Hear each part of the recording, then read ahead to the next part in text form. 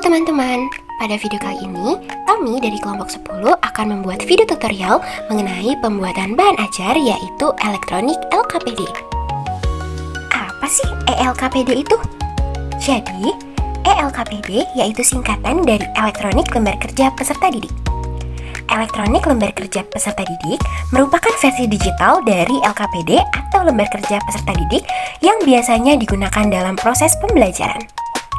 Elektronik Lembar Kerja Peserta Didik adalah media pembelajaran interaktif dalam bentuk digital yang dirancang untuk membantu peserta didik dalam memahami materi pelajaran melalui aktivitas-aktivitas yang terstruktur. Elektronik Lembar Kerja Peserta Didik ini dapat diakses melalui perangkat elektronik yang kita miliki seperti komputer, tablet, maupun smartphone. Ada beberapa tujuan dari bahan ajar elektronik lembar kerja peserta didik. Untuk tujuan yang pertama, yaitu untuk meningkatkan kemandirian belajar peserta didik. Elektronik lembar kerja peserta didik dirancang agar peserta didik dapat belajar dan mengerjakan tugas secara mandiri, kapan saja dan di mana saja. Untuk tujuan yang kedua, yaitu membantu peserta didik memahami materi dengan lebih mudah. Dengan format digital, elektronik lembar kerja peserta didik bisa dilengkapi dengan gambar, video, animasi, atau link interaktif yang memudahkan pemahaman konsep.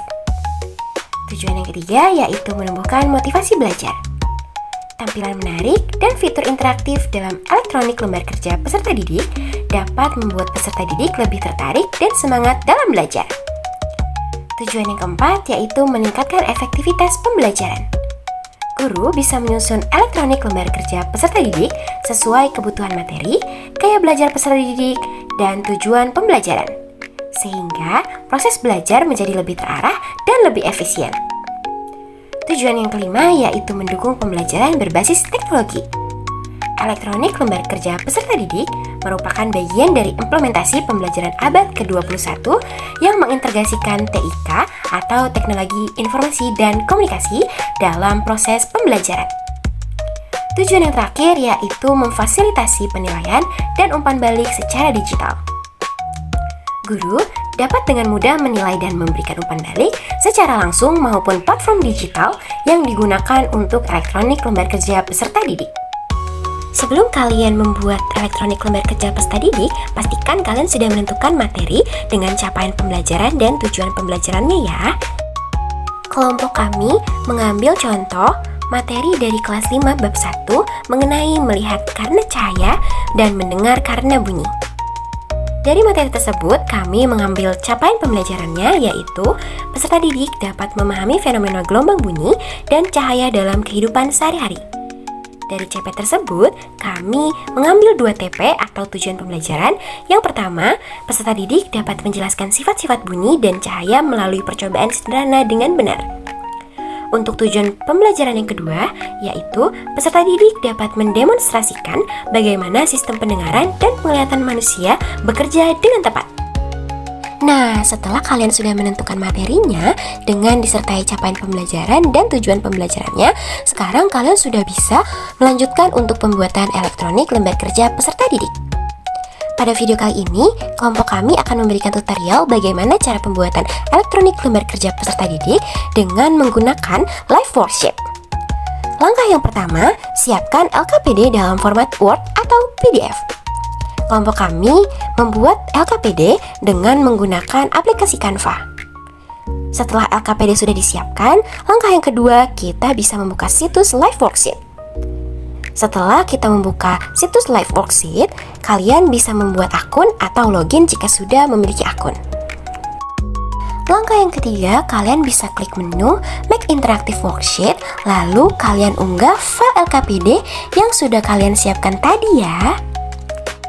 Selanjutnya, isi bagian deskripsi konten worksheet yang berupa nama, bahasa, mata pelajaran, jenjang pendidikan, dan digunakan untuk kelas berapa. Langkah yang kelima, isi bagian student instruction dengan petunjuk yang jelas dan terstruktur ya, agar peserta didik lebih mudah untuk memahami instruksi dari guru. Jika sudah, klik tombol Save and Edit Elements untuk menyimpan worksheet dan mulai menambahkan elemen interaktif.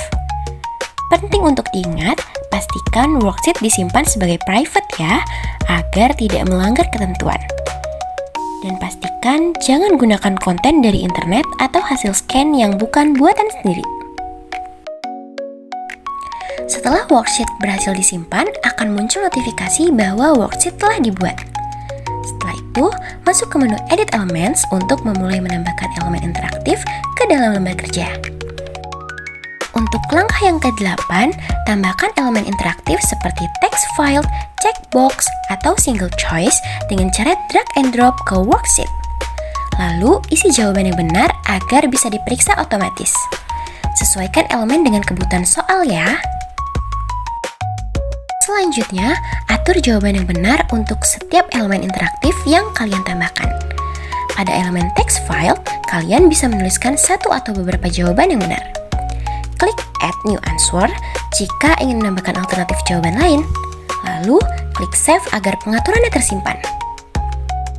Lalu, setelah semua elemen dan jawaban dimasukkan, klik tombol Save atau Save and View untuk menyimpan dan melihat tampilan akhir elektronik lembar kerja peserta didik.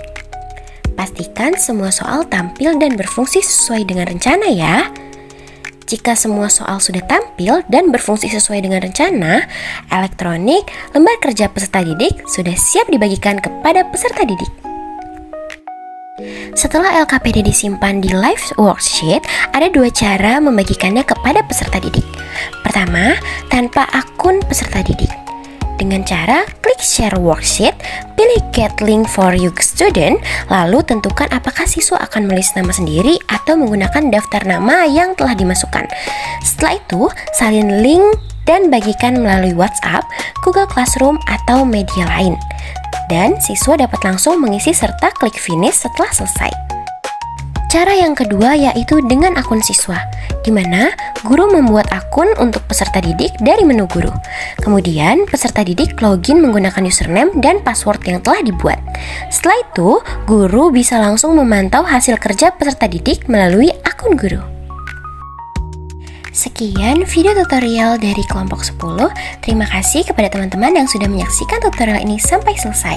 Semoga video tutorial dari kami bermanfaat dan bisa membantu dalam membuat elektronik lembar kerja peserta didik yang interaktif dan menarik. Sampai jumpa di video selanjutnya. Dah.